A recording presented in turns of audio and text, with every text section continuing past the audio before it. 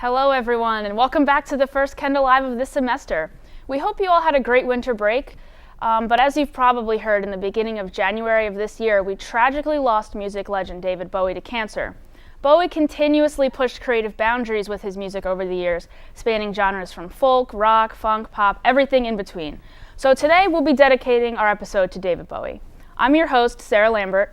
And I'm Andrew Street. And I'm Kat Horiates. Let's start with our first discussion question. All right, guys. So Bowie has released 27 studio albums through his career. I want to say like a handful of live and compilation albums as well. So it'll be tough to narrow it down. But if you could, one or two of your absolute favorite Bowie albums, more than two, less than two, whatever you got. Who wants to start? Please.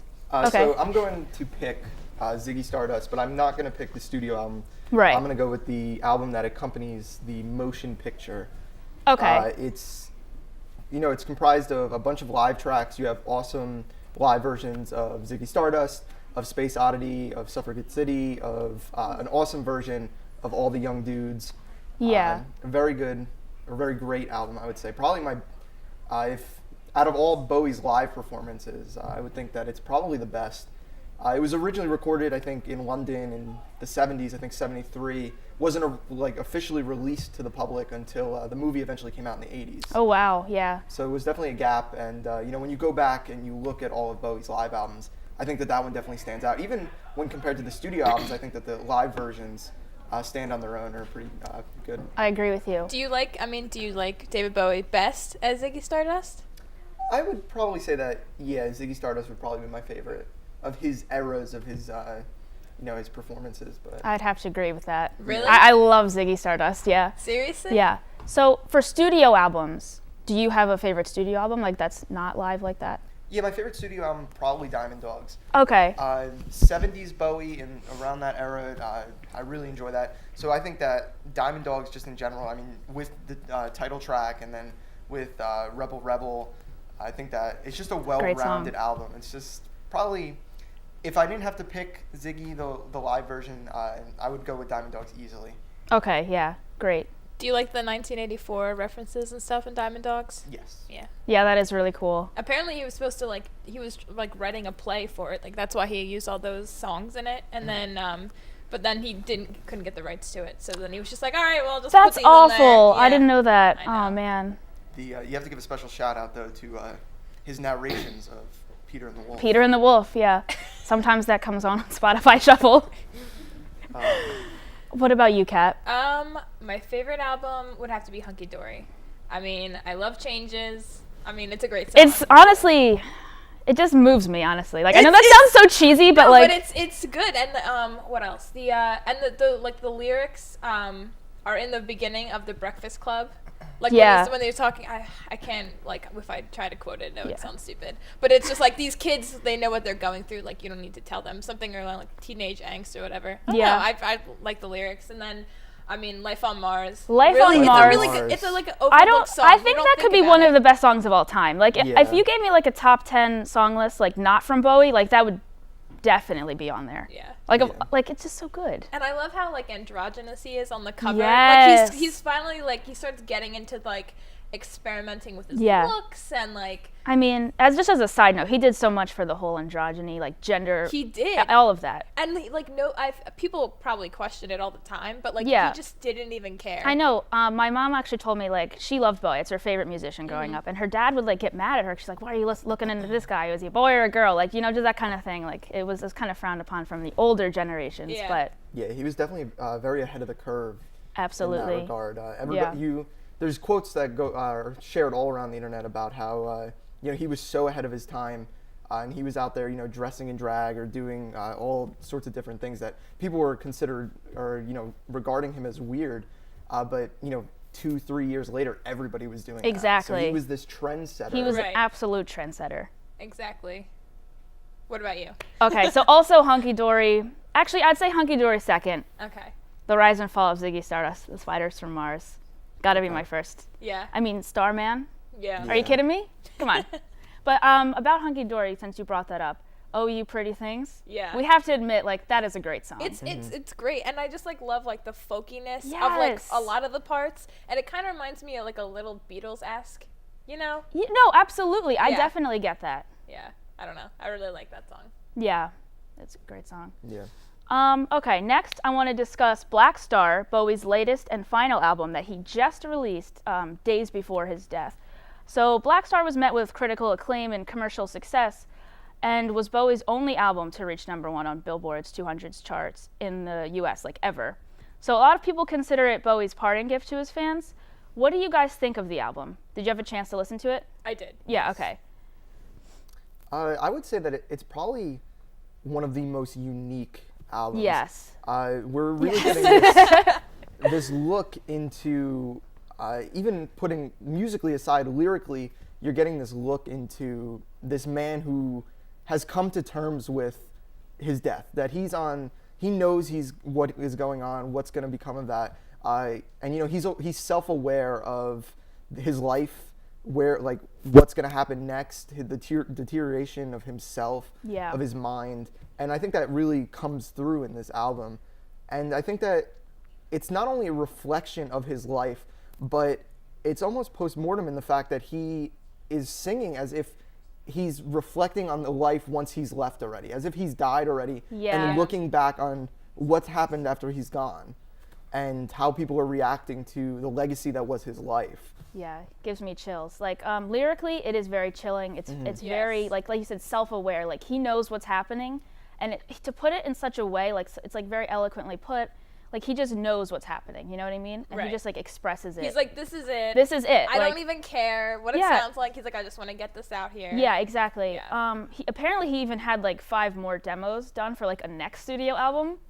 Man, he just never wanted to stop. He's just a performer. Like he's always just wanted to be that. Like he's just like, I just want to be on stage. I want to express myself. Yeah, essentially, yeah. Musically, I thought it was really creative. It was really different from his stuff, but I like that. Like he still like has creativity in him. He's not just like pushing out the same material because like people will buy it. It's Bowie, you know what I mean? Right, but exactly. He never settles with that. Yeah, just wants to keep going. So aside from it being like a parting gift, do you guys think it would hold up? Because I know a lot of people love it, but do you think people like it because it was his last album? What do you guys think about that? Personally, I didn't love the album. Like I think he's done better. I think I the agree. first half was like a little. I mean, he's always trying to experiment. Like I understand that, but the beginning parts of the album, like Blackstar, I was just like, I mean, I was watching the music video, I was listening to the song, I was like, this is a little interesting. I mean, it's fine. Like I understand he's gonna do that, and I'm sure in like 20 years.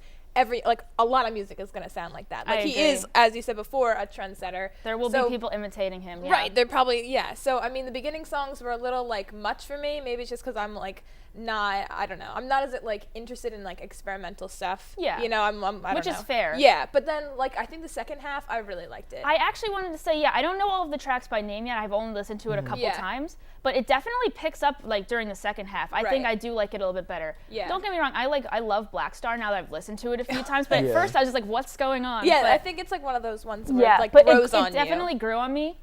But I do like the second half of the album a lot. Yeah. Yeah, I think that upon first listen, I think you feel like he's experimenting. You can tell he's being influenced by modern artists. I think he said that even Kendrick Lamar was a huge influence on him during this album. I didn't hear that. That's really. I kind of heard that a little bit. Like really? The way, like what is it? The auto tune, is that what it's called, or whatever? Like when you alter your voice, like there's through a lot of voice altercation. Like in Blackstar, I was just like, oh, like what? It just sounded like kind of weird, but I was like, it was interesting. Yeah. You know. I would say that Blackstar is almost, you could definitely tell that that's a very Kendrick influence, I feel. Yeah. That's crazy now that I'm thinking about it. I had no idea. Yeah. Yeah. And I think that as a whole, I think it's a pretty great album. I think that there's certainly weak tracks in there, but I think that not only is this, like I said, probably one of the most unique albums. I don't think we've ever seen an album that comes out when the artist, didn't that close to death and very that reflection. is a brand new thing.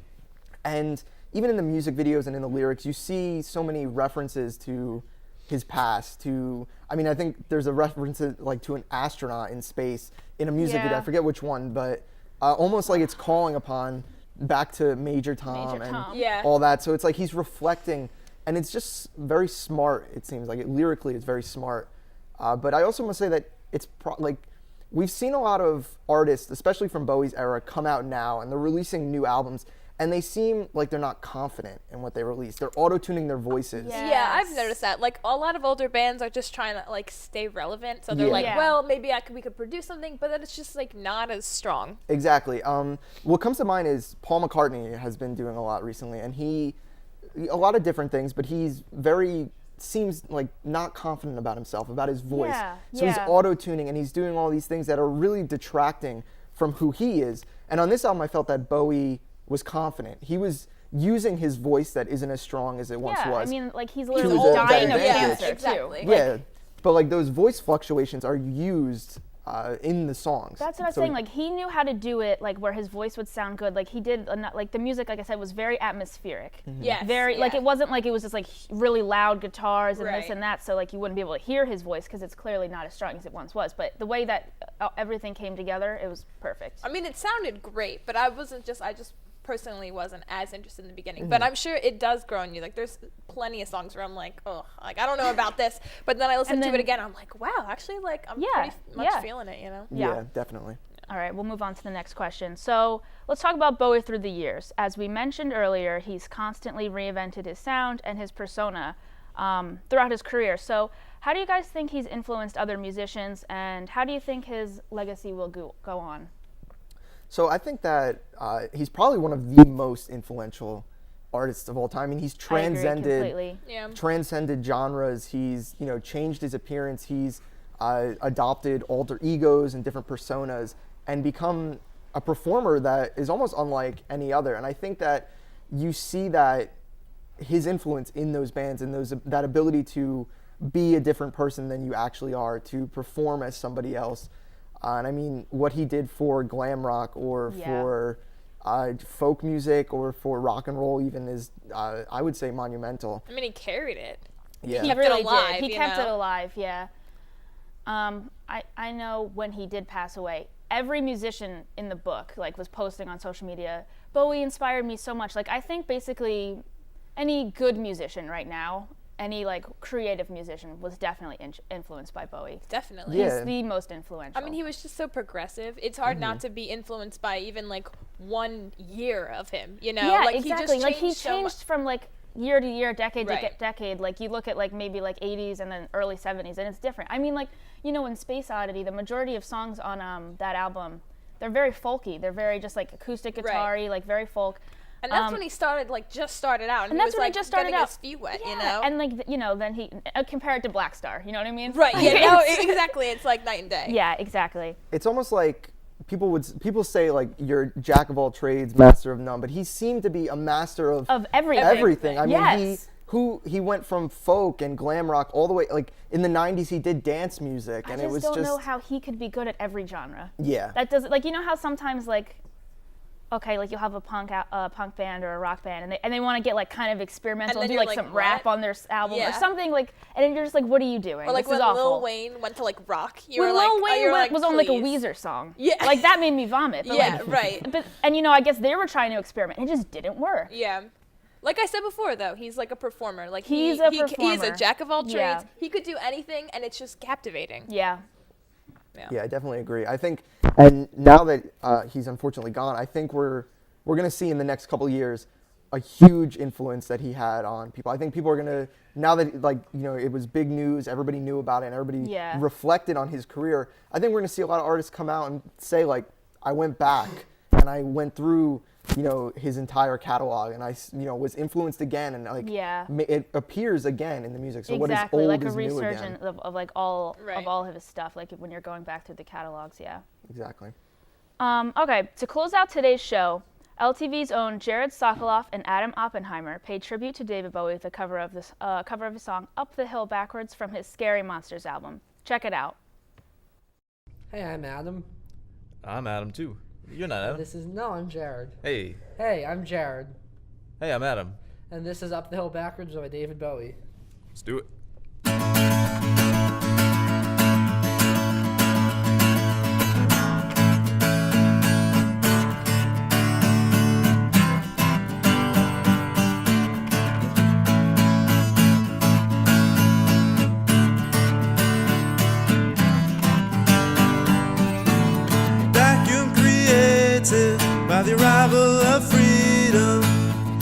the possibilities it seemed to offer.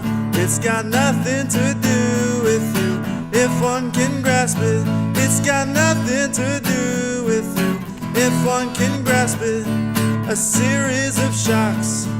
Sneakers fall apart, earth keeps on rolling, witnesses falling. It's got nothing to do with you. If one can grasp it, it's got nothing to do with you. If one can grasp it, yeah, yeah, yeah. Up the hill backwards, it'll be alright. Oh.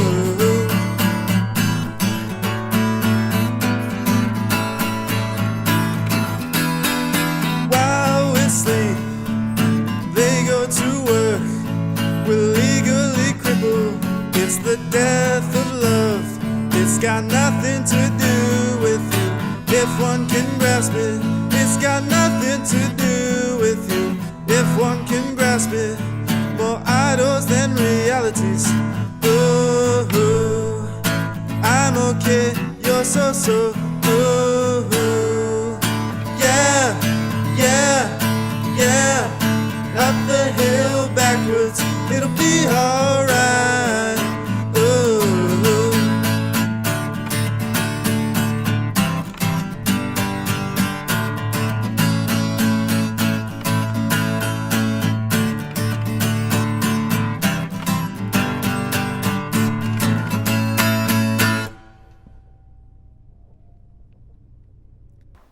That's about all the time we have for today's episode. Once again, I'm Sara Lambert.